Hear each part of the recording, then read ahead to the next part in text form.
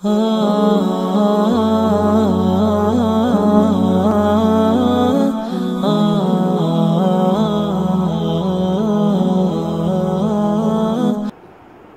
میں نے اس کا تجربہ کیا، بغیر تجربے کے نہیں میں بات کرتا۔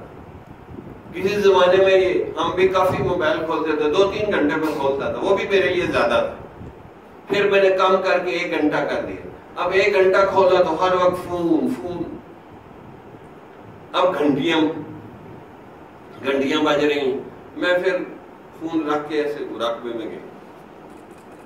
وہ مراقبے میں بھی گھنٹیاں بج رہی میرے دماغ میں، کانوں میں۔ فون کو دیکھا تو وہ چپ۔ تو میں نے کہا یہ گھنٹیاں سن کے یہ اندر فیڈ ہو گئی ہیں میرے دل دماغ میں، یہ وہ چل رہی ہیں۔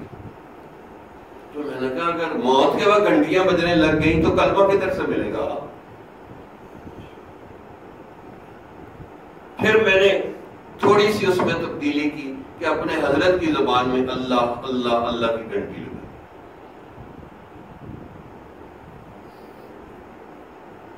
جی ہاں، آپ یہ نہ سمجھے یہ زہر ہے، اور بعض گھنٹیوں کے اندر تو گانوں کے بول ہیں۔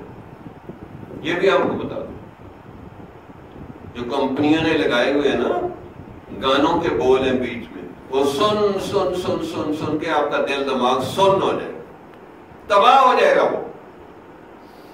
اور پھر ہم نے تجربہ کیا کہ وہ اللہ اللہ کی گھنٹی ہمارے حضرت کے بعد، تو ایک دم میں سنتا رہا۔ پھر میں مراقبے میں گیا تو دل دماغ سے اللہ اللہ کی آواز آئی، تو میں نے دیکھا تو موبائل تو خاموش پڑا ہے، تو میں نے کہا وہ اللہ اللہ سن کے اندر فیڈ ہو گیا اللہ۔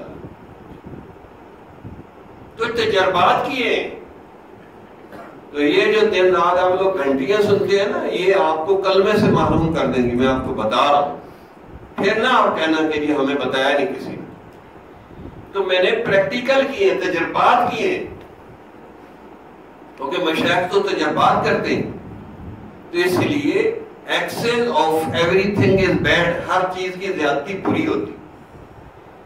کہ جی کسی نے کہا جی میں نے پہلوان بننا ہے، 2 روٹیاں صبح کھائیں، 2 دوپہر شام کو کھائیں، ڈنڈ بیٹھ کے پہلے کشتی کرے تو پہلوان بن جائے۔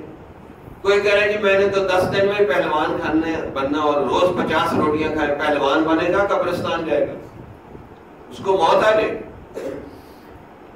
تو بھائی ہر وقت ہر کام کا کوئی طریقہ سلیقہ ہوتا ہے۔ تو موبائل فوبیا نہیں ہونا چاہیے، یہ بھی بہت بڑا ایشو ہے جو بندے کو اللہ سے غافل کر دیتا ہے، نماز کی حضوری سے غافل کر دیتا ہے، تلاوت سے محروم کر دیتا ہے، اور پتہ بھی نہیں چلنے دیتا۔ جمال